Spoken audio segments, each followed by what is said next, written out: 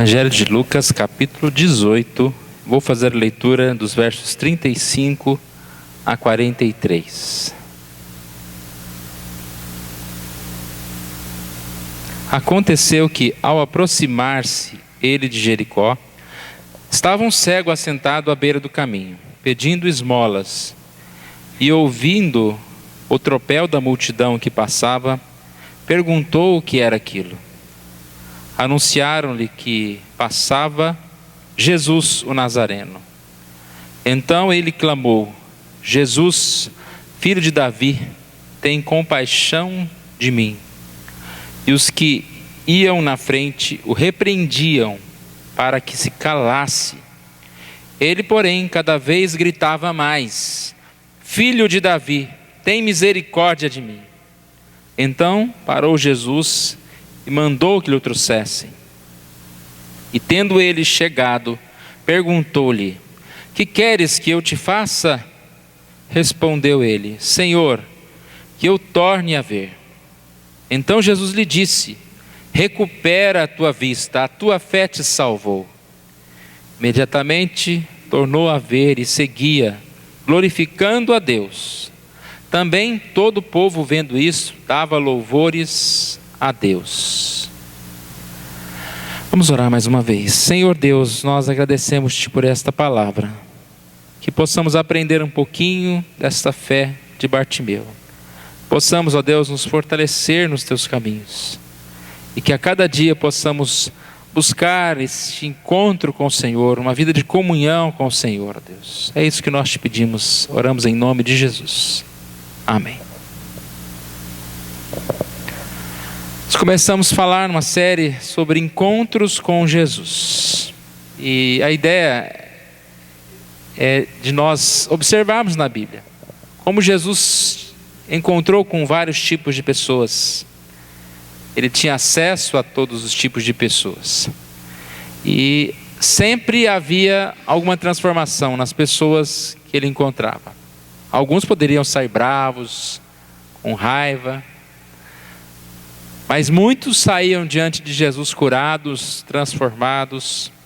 Com certeza, qualquer pessoa que se aproximava de Jesus percebia que ele era o grande pastor das multidões. Desta mesma forma, hoje nós somos atraídos a este encontro com Jesus. Nós encontramos com Jesus pela palavra, pelo testemunho, por podermos saber que Deus é um Deus presente, está ao nosso lado. Nós separamos como versículo base João 6,37, que diz: Todo aquele que o Pai me dá, este virá a mim, e o que vem a mim, de modo nenhum o lançarei fora. 2 semanas atrás nós estudamos um pouquinho de um encontro de Jesus com Zaqueu. Nós percebemos que Zaqueu provavelmente era um homem que já estava um pouco cansado daquela vida de cobrador, de ser chamado de ladrão, uma vida de separação do próprio povo de Deus. E ele vai até Jesus. E nós vimos que Zaqueu procurava ver quem era Jesus. Daí nós tiramos o ponto de que não existe barreira capaz de impedir o encontro com Jesus. Não foi a multidão, não foi a má fama que Zaqueu tinha, não foi a sua pequena estatura, nada impediu dele se encontrar com Jesus. E quando não dava mais para ele chegar mais perto, Jesus o chama pelo nome, falou para que ele descesse daquela árvore, que ele iria à sua casa. E ali nós percebemos que Jesus então providenciou todos os meios, como Jesus providencia os meios para nos encontrarmos com ele. E nós concluímos a mensagem dizendo que o verdadeiro encontro com Jesus gera transformação profunda. Que transformação? Ele devolve o dinheiro, resolve dar aos pobres. É um novo Zaqueu, conhecido por Deus, né? Jesus diz: hoje houve salvação nessa casa. Hoje nós vamos falar sobre Bartimeu. O texto está um pouquinho antes, se vocês observaram, 18:31. até 43, um pouquinho antes do texto de Zaqueu. Então Jesus passou primeiro, encontrou com Bartimeu, e mais à frente ele encontra com Zaqueu. Neste primeiro encontro, então, com o cego Bartimeu, houve também uma grande transformação. A palavra Bartimeu, ela significa Bar, filho, e Timeu, respeitado. Sabemos que ele era filho de Timeu, então, provavelmente o pai dele que era o respeitado, ele ficou o filho do respeitado. Mas de certa forma ele não era muito respeitado. Por quê? Porque um homem que era cego, um homem que ficava à margem da sociedade, não poderia trabalhar, ele era alguém, nesse texto mesmo nós vemos as pessoas quase que dizendo, né? Pare de clamar, de repetir, pare de importunar Jesus. Mas esse homem foi especial.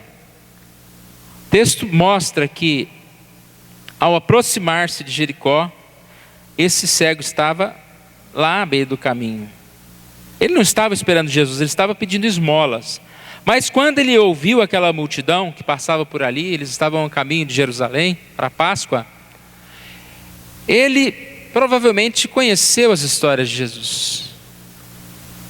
A forma que ele chama, né, filho de Davi, ele vai se recobrar a própria profecia de Isaías, quando ali havia essa profecia de que Jesus curaria os cegos. Ele então vê uma oportunidade de estar curado, de ser transformado. E nós percebemos que ele, que era um homem que tinha uma doença incurável, principalmente naquela época, né? Que medicina iria poder curar aquele cego? Ele vê então Jesus, a força, a oportunidade de ser curado. O que ele fez então? Ele clamou: Jesus, filho de Davi, tem compaixão de mim. Mas será que foi desse jeito? No meio de uma multidão, né, para ser ouvido, ele gritou. Não foi uma vez, várias vezes. Você imagina um cego, ele não sabe muito bem a distância que aquelas pessoas estão.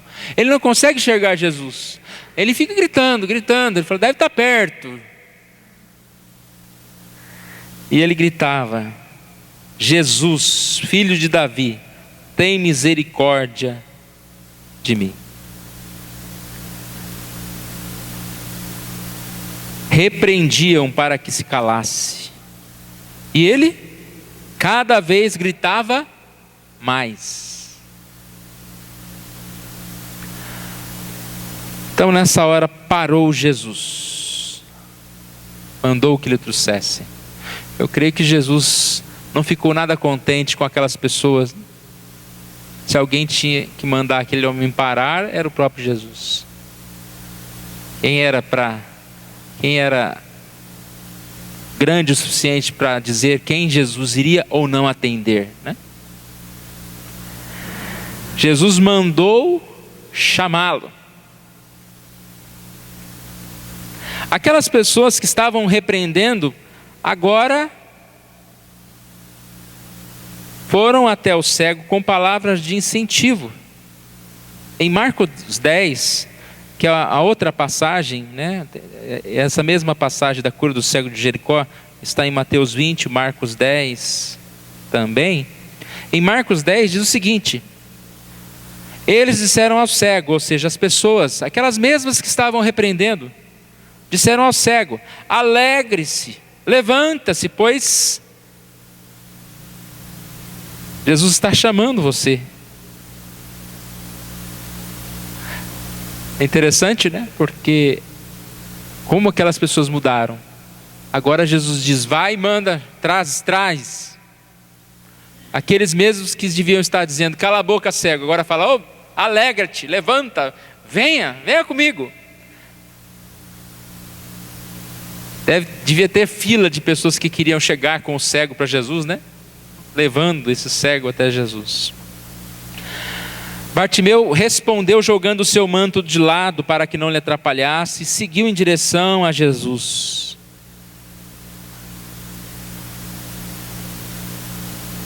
cego foi guiado até Jesus por aquelas pessoas. E aqui não teve muita conversa, muita história. O que Jesus perguntou para aquele servo? O que queres que eu te faça? Parece óbvio o que o cego queria, né? Filho de Davi, tem misericórdia de mim. Um cego quer enxergar. Mas Jesus faz essa pergunta: o que queres que eu te faça? E ele respondeu rapidamente: Senhor, eu quero que eu torne a ver. Eu quero ver. E Jesus então diz àquele homem: a tua fé te salvou. Recupera a tua vista. A tua fé te salvou. Então não houve aqui uma outra forma diferente, né? Como em outros lugares, Jesus passou saliva nos olhos do cego. Aqui simplesmente Jesus diz: recupera a tua vista. Imediatamente tornou a ver e seguia glorificando a Deus. Imediatamente tornou a ver. Imagine aquele homem conseguindo ver o que estava por ali, conseguindo ver as pessoas, conseguindo ver o céu, conseguindo ver as árvores. E aí diz: tornou a ver e seguia glorificando a Deus. Aquela multidão também passou a glorificar a Deus, vendo isso, vendo a cura do cego, dava louvores a Deus. Repare que esse texto, ele traz aqui essa cura que glorifica a Deus, mas em especial, um milagre que comprova que Jesus era o Messias. Porque Isaías disse: ele virá dar vistas aos cegos. Então aqui cumpre-se a profecia das Escrituras que Jesus iria dar vida aos cegos. Esse Messias que viesse abriria os olhos dos cegos. O que a gente pode aprender desse texto, irmãos? Eu creio que ao relatar de forma devagar, você já fez algumas aplicações na sua cabeça. Que da mesma forma nós somos carentes, temos grandes carências, dificuldades, talvez em alguns momentos maiores do que a própria cegueira. Da mesma forma nós podemos clamar a Jesus. Jesus está presente. E nesse encontro com Jesus podemos sim ser curados e louvar, bendizer o nome de Deus. A gente pode aprender com Bartimeu que ele clamou com fé e perseverança. O seu chamado persistente por Jesus. Filho de Davi, tem misericórdia de mim. Tem até aquela canção, né, que diz: ó Jesus, olha para mim, se por um só momento atentares para mim, limpo serei do meu mal. A gente até imagina o cego cantando essa música. Ele tinha essa noção: olha para mim, filho de Davi, tem misericórdia de mim. Ou seja, olha para mim. Basta um olhar do Senhor, eu posso ser transformado. Essa insistência pelo auxílio de Deus, nada o impediu de continuar. A sua fé estava firmada no que Jesus poderia fazer na sua vida. Eu creio que nós precisamos ser mais insistentes com Jesus, mais persistentes, principalmente diante das necessidades que nós encontramos na nossa vida. A palavra-chave aqui foi fé, né? Quando Jesus diz: a tua fé te curou, te sarou, te fez enxergar.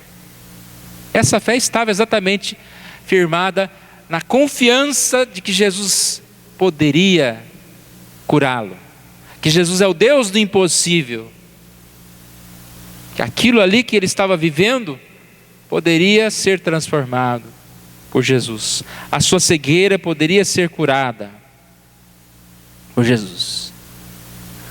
Aprendemos com Bartimeu que ele tinha uma convicção da sua real necessidade. Quando Jesus diz: o que quer que eu te faça? O que quer que eu faça por você? Ele clamou: Raboni, mestre, que eu possa enxergar. Mais uma vez repito, parece óbvio que ele tinha como necessidade básica enxergar.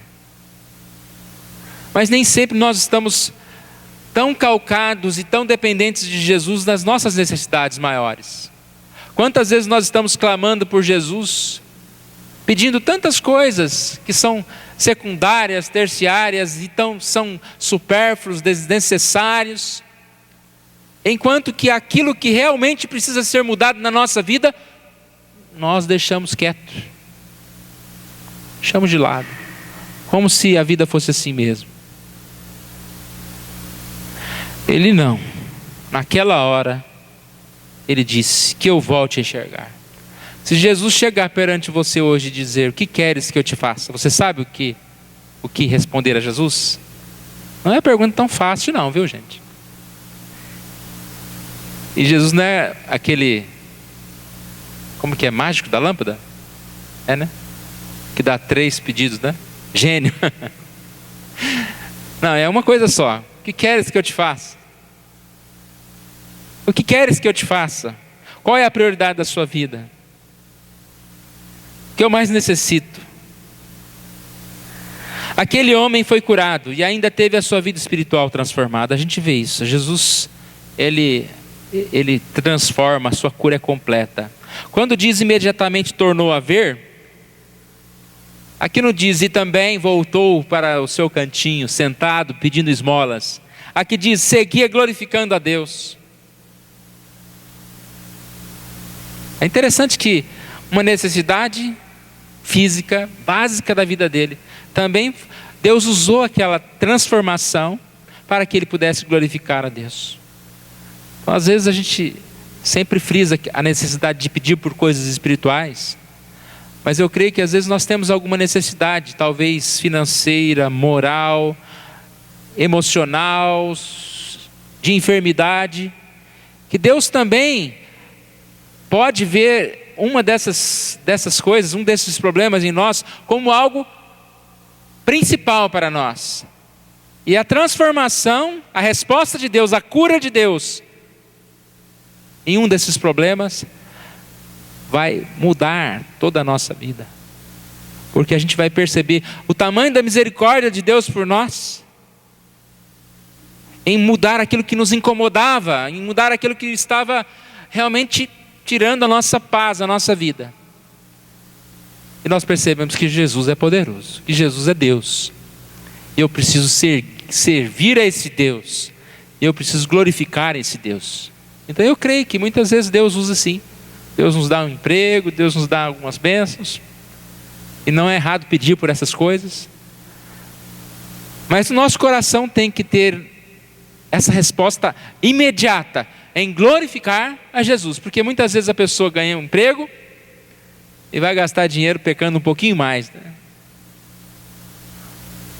Recupera a saúde e vai para farra, aprontar. Então Jesus é um Deus que nos cura e que age naquela necessidade maior que nós estamos percebendo e que Jesus também conhece, mas Ele transforma a nossa vida espiritual. Jesus curou a cegueira tanto física quanto espiritual. Ele é o grande médico. Ele é o transformador das nossas vidas. Ele restaura a nossa santidade.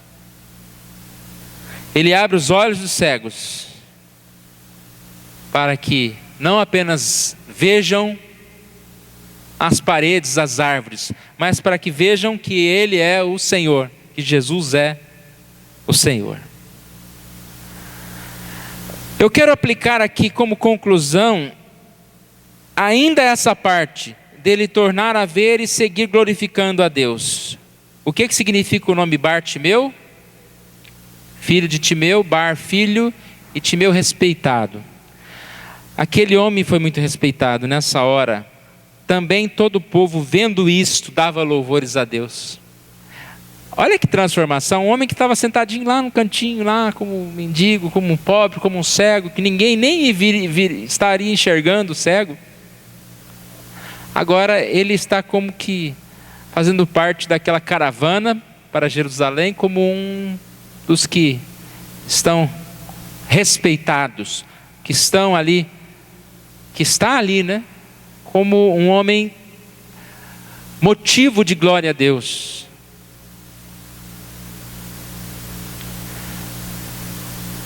E esse homem glorificando a Deus, mas ele não glorifica a Deus, a Jesus somente nesse momento.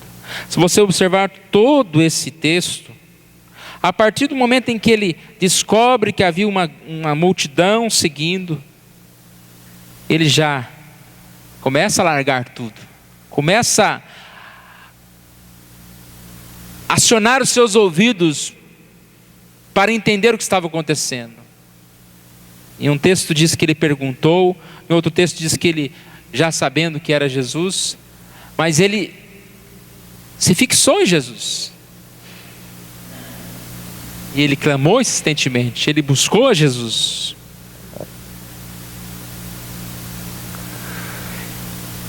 Eu li parte de um livro, um pastor relatando um pouquinho sobre a Índia. Ele fez uma viagem à Índia. Ele diz o seguinte: a Índia é um dos lugares mais obscuros da terra, espiritualmente falando. Acho que não é um bom lugar para visitar então, né? É muito feio. Em qualquer lugar no norte da Índia você verá um altar a um dos muitos deuses do hinduísmo. Aí ele conta uma experiência, que ele chegou num lugar, ele viu uma pessoa dando banho numa imagem, alimentando, não sei como que dá comida para a imagem, vestiu roupa na imagem e ali prestava adoração. Aquelas pessoas são praticamente controladas pelos seus ídolos. O motivo da vida daquelas pessoas é a adoração. Ele citou também os romeiros. Andam distâncias enormes para chegar, para se banhar naquele tal do rio Ganges. Depois de longas e árduas jornadas, estão ali se lavando. E pelo que eu entendi, é um rio bem sujo, né? Em busca de resposta para as suas orações, purificação para as suas almas. E ele coloca: a primeira reação que nós temos diante disso é pensar, como essas pessoas estão erradas, como essas pessoas são espiritualmente cegos. Aí quando eu li até essa parte, eu parei e eu pensei o seguinte: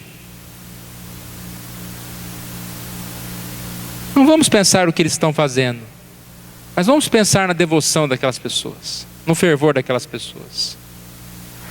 Aqueles que servem a um Deus de prata, de madeira, de ferro, de pau, de lodo,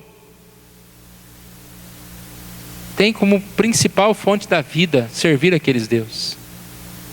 Nós servimos ao Deus Todo-Poderoso, Criador de todas as coisas, o único Deus verdadeiro. Seguimos a Jesus, que morreu, entregou a sua vida por nós. A nossa devoção não chega nem perto da devoção daquelas pessoas. E a gente não precisa ir muito longe, não precisa ir lá na Índia. Diariamente a gente vê pessoas andando pela rua aí, né, com uma pastinha, distribuindo jornalzinho, distribuindo folheto. A gente pode olhar para essas pessoas e dizer como elas estão cegas. Um dos dias desses que nós fomos no hospital, nós vamos de vez em quando no hospital, né? Mas lá tem gente que vai todo dia, passa de quarto em quarto, anota o nome dos doentes, vai lá na capela rezar por eles. Mas não olha para mim não, viu gente? Não é o trabalho só do pastor. Quantos de nós podemos ir lá na hora da visita anotar o nome das pessoas que estão doentes? Olha o tamanho do hospital que nós temos aqui na cidade. Orar por eles. A gente tem uma parte no boletim só de pedido de oração dos doentes, dos internados do hospital, não só da nossa igreja. Então a gente fica pensando neste fervor. Quanto tempo nós dedicamos à adoração? O quanto a nossa crença em Deus muda a nossa agenda de atividades? E aí eu entrei na aplicação que ele fez. Ele não fez essa aplicação fui eu que pensei na hora que eu li. O escritor do livro faz a seguinte aplicação, ele diz: será que de alguma forma nós também não temos os nossos ídolos? Ele foi fundo, né? Os nossos ídolos podem não ser os mesmos do hinduísmo, mas temos ídolos secretos no coração, que da mesma forma estão no lugar de Deus. Não é? Você está falando, fulano está dando banho na imagem lá. E você fica lavando sua Ferrari, né? A tarde inteira. Não pode ir na igreja não, porque está lavando lá a sua Ferrari. Você não tem Ferrari? Mas sei lá o que você faz. Eu não vou começar a dar muito exemplo aqui não, porque senão depois vão achar que eu estou direcionando a mensagem. Sabe aquele negócio de sermão carapuça, né? Mas eu nem estou pensando em alguém. Mas se eu começar a dar exemplo, quantas vezes o que nos impede de vir à igreja são coisas que poderiam ser deixadas, poderiam ser agendadas em uma outra data.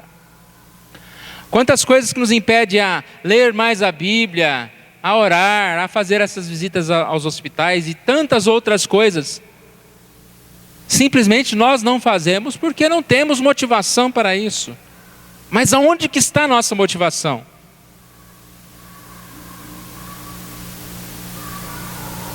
Eu creio que muita gente tem motivação para muita coisa. Eu sei que também tem pessoas que têm depressão, têm dificuldade, não estão animadas com nada. Mas irmãos, precisamos encontrar com Jesus. Bartimeu então, imediatamente tornou a ver, em seguida glorificando a Deus. Ele saiu pelo caminho, dando louvores a Deus. Precisamos encontrar mais com Jesus. Que Ele vai transformar, Ele vai responder, Ele vai mudar aquilo que precisa ser mudado na nossa vida. Ele vai transformar completamente a nossa vida, espiritualmente a nossa vida. Nos dá motivação para glorificar o nome dEle, para servir o nome dEle, para fazer a obra dEle. Eu quero concluir então, irmãos. Hoje eu fui pastor das conclusões, né? Falar pastor conclusão 3, mas vamos concluir agora. Dizendo o seguinte: Jesus está passando por aqui.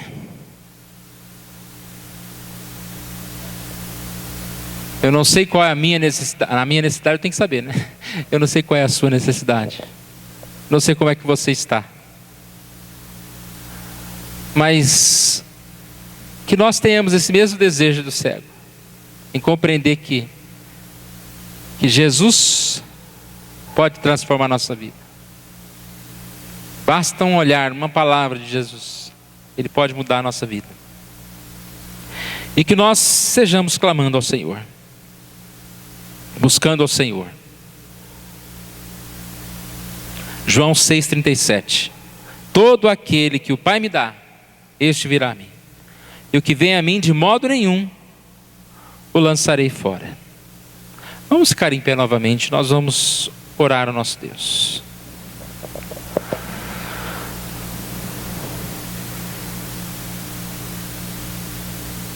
Pai querido, nós agradecemos a Ti, Senhor,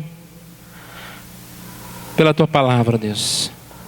Deus querido, nós agradecemos a Ti por esse momento tão bom de estarmos aqui na Tua casa, ouvindo, aprendendo, compartilhando, ó Deus, a palavra do Senhor.